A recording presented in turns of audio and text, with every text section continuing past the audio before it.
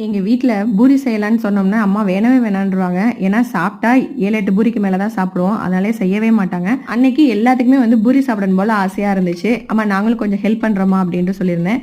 அதனால எல்லாமே வந்து விறகடுப்புலயே வெளியிலேயே வந்து பண்ணியிருந்தோம். ரொம்ப சூப்பரா வந்ததுங்க. அது ஏன் நல்லா இருந்துச்சுன்னா, அந்த புகை வாசனையோட அந்த குருமா எல்லாமே வந்து அவ்வளோ டேஸ்ட்டா இருந்துச்சு. நம்ம கேஸ் அடுப்புல பண்றதுக்கும் இதுக்கும் நெறைய டிஃபரன்ஸ்.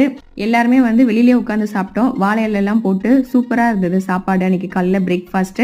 உங்களுக்கு பூரி பிடிக்கும்னா நீங்க எத்தனை பூரி சாப்பிடுவீங்க அப்படிங்கறத கீழே கமெண்ட்ல வந்து சொல்லுங்க. அன்னைக்கு லஞ்சுமே வந்து கத்திரிக்காய், முருங்கைக்காய், மாங்காய் போட்டு சாம்பார், மீல் மேக்கர் ஃப்ரை, உருளைக்கிழங்கு பொரியல் வந்து வச்சிருந்தாங்க.